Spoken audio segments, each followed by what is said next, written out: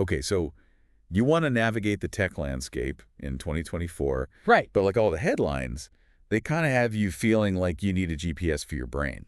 I'm with you. Yeah. Sifting through tech trends, it can feel like drinking from a fire hose sometimes. Totally. Yeah. Which is why we are diving deep today Okay. into the McKinsey Technology Trends Outlook 2024 report. Let's do it. Think of this deep dive as your cheat sheet, Okay. cutting through the noise to figure out what really matters. I like it. Because we're going to make sense of it all for you. Absolutely. And, I love to geek out about... Yes, you do? I love connecting the dots between, like, these big shifts and then how they impact, well, everyone, really. Yeah, it's not just about the cool, flying cars, although we might talk about those. We might. It's about understanding what all this means for you, Exactly. for your job, your life, your next 5 years. It's the real stuff that matters. So first things first. Okay. McKinsey's report. Yeah. It's a beast. It is a beast. Right. Wow. It's very long. Yeah.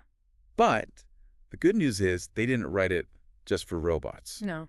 They see real growth potential from all this tech, even with the market being a little shaky right now. Yeah, it's easy to kind of get caught up in the doom and gloom headlines right now. Totally. But, this report kind of reminds us that innovation, it doesn't just stop. Yeah. It's like they're saying, buckle up. Things are about to get really interesting. Right. Yeah. We're talking a surge in generative AI that's almost impossible to ignore. Huge. A global push for electrification that goes way beyond just electric cars. Yeah. McKinsey's even got its eye on the future of robotics. Oh, yeah. And get this, they're saying this isn't just some tech fantasy, okay?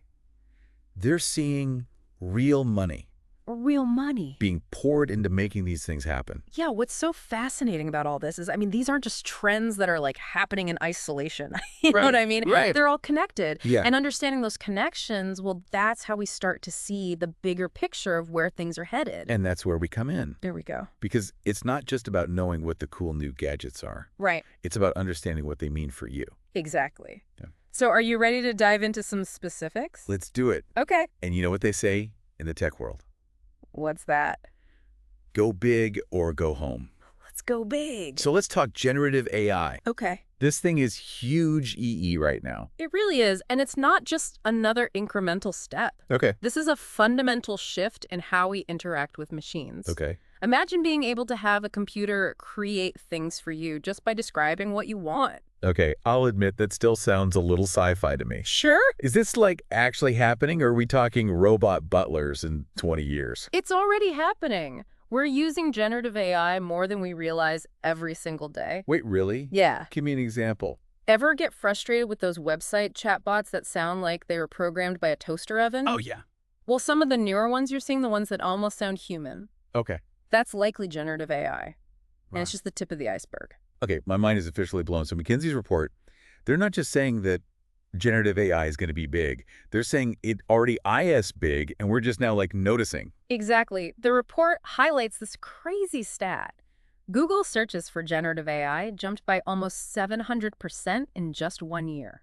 Wow. That's not a trend. That's an explosion. 700%. Okay. Yeah. That's a whole lot of people suddenly wanting to know about robot overlords or what exactly is driving that interest. It's the potential, right? This technology is being used to write everything from code to poetry, create realistic images from scratch, even compose music. Remember that context window idea the report talked about? Right. That whole thing about how much info the AI can remember at once, to be honest, I wasn't totally clear on why that mattered so much. Think of it this way. Imagine the AI is like a chef, and the context window is their countertop space. The bigger the countertop, the more ingredients they can work with at once, right? Leads to way more complex and interesting dishes. Okay, that makes way more sense. So a small context window. Yeah. The AI is like working with 2 ingredients now. It's got a whole pantry to play with. Exactly, and that changes the game for what generative AI can create. We're talking about chatbots that can hold conversations that actually feel natural, personalized ads that are scarily good at knowing what you want, even tools that can help speed up scientific research. Okay, see, that is what I'm talking about. This isn't just about, robots writing screenplays. This stuff has the potential to change how we do, everything. Right, and that's just one trend. The McKinsey report is packed with this stuff. Hit me with another one. What else did McKinsey have their eye on? Well, remember how we were talking about connecting the dots between these trends? Let's talk about something that touches everything from climate change to, you guessed it, job opportunities, electrification and renewable energy. Okay, so electric cars, solar panels, that kind of thing. I know that stuff is getting bigger, but is it really on par with this whole generative AI revolution? The report says yes, and here's why it matters to you. Money is pouring into the sector, while overall tech investments dipped this past year. Electrification and renewables had some of the highest interest scores of anything they looked at. So not just a moral imperative, but like a financial one too. Got it. Right. But what's driving that interest aside from, wanting to save the planet? Two words. Energy security countries and companies are realizing that relying on fossil fuels long-term, not a winning strategy. This push for decarbonization, it's being fueled by a very real desire for energy independence. Okay, that makes a lot of sense. But this is where I get skeptical. Every time there's a green tech boom, people promise tons of new jobs, then not so much what's different this time. The McKinsey report actually highlights specific job titles that are going to be in HEH demand as this sector grows. Hmm. We're not just talking about installing solar panels here. Think engineering roles focused on grid modernization, software developers specializing in energy management systems, data analysts crunching numbers to optimize efficiency. So if you're someone who's good with numbers or loves building things or maybe just wants a job that feels, good for the planet. This report is saying now's the time to get skilled up. This isn't a niche anymore. This is the future of energy, and it needs a workforce that's ready. Music to my ears. Okay, so we've got mind-blowing AI. We've got the future of energy. What else did McKinsey unearth in their crystal ball of tech trends? So we've got these huge E-trends reshaping the world, Yeah. right? But McKinsey also dives into something a little less glamorous, Yeah. but maybe even more relevant to our listeners, Okay.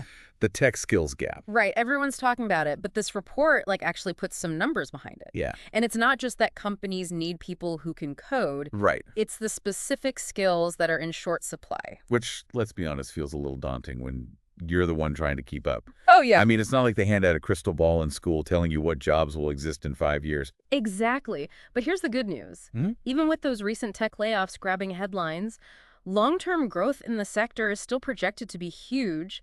But, and this is key, those jobs won't just be going to anyone with a laptop. Right. The report specifically calls out fields like, you guessed it, generative AI alongside cybersecurity and data science as being red hot.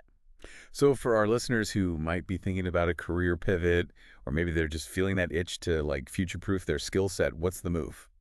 Back to school. Learn to code overnight. It doesn't have to be that drastic. It's more about being adaptable and embracing that lifelong learning thing everyone's always talking about. Great. Identify those in-demand skills. Think about building a simple app as a side project, or even just playing around with a free generative AI tool. Online hands-on experience is key. I love that it's not about becoming an expert overnight.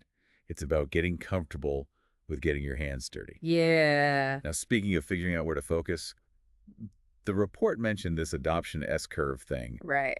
I'll be honest, sounded a little abstract to me at first. Yeah. I'm not going to lie. It's actually a really helpful way to visualize how new technologies go from being a blip on the radar to, well, changing the world. Okay. Imagine a graph shaped like an S. Okay. At the very bottom, you have those super early experimental technologies. Okay, so not self-driving cars, but the stuff they're using to design self-driving cars. Exactly. High risk, high reward. I like it. As you move up that S, you hit the experimentation phase. Okay. Companies start dipping their toes and running pilot projects. Okay. Then if it shows promise, bam, you hit the scaling phase. And that's where things get really interesting. That's when it goes from, oh, that's cool, to everyone's using it. Precisely. Think about the internet. It was around for a while before it suddenly felt like everyone was online. That's the power of the scaling phase. And McKinsey uses this S-curve to show us where different technologies fall on that journey. Okay, so give me an example. Where do things stand right now? Well, according to the report, something like quantum computing is still very much in that early experimental phase. Okay. Exciting, but not something you need to master tomorrow. Right. Generative AI, though, it's rapidly scaling up, which makes sense given everything we've been discussing about its potential. So the takeaway here is, even if you don't memorize the entire S-curve, just understanding that this process exists is valuable. Exactly. Investor advice for your brain. I like that a lot, yeah. And speaking of valuable insights, I think it's time we distill this whole deep dive down to the essentials. Right, because As much as we love geeking out about this That's stuff, fun. our listeners need those key takeaways. Yeah. So after swimming through this McKinsey report, what are the top 3 things everyone should remember? Okay. Number 1, tech is still brimming with opportunity even in a tough market. Okay. Don't let the headlines scare you away from exploring this world. Number 2, generative AI. Yes. It's not just a buzzword. This is a true game changer that's already weaving its way into our lives. And finally, that skills gap we talked about, it's real, but it's not insurmountable. Be proactive, learn those in-demand skills, and you'll be in a fantastic position to ride this wave of technological change. Couldn't have put it better myself. There you go. It's like McKinsey handed us a roadmap, and we just helped you highlight the good parts. I like to think so. And the best part, Yes, this journey isn't over. though it's just beginning. Every day brings new discoveries and innovations, so stay curious, keep exploring, and never stop learning. You heard the expert, folks. Big thanks to you for joining us on this deep dive. For anyone who wants to explore these trends further, we'll link to the full McKinsey report in the show notes. Until next time, keep your minds open and your curiosity high.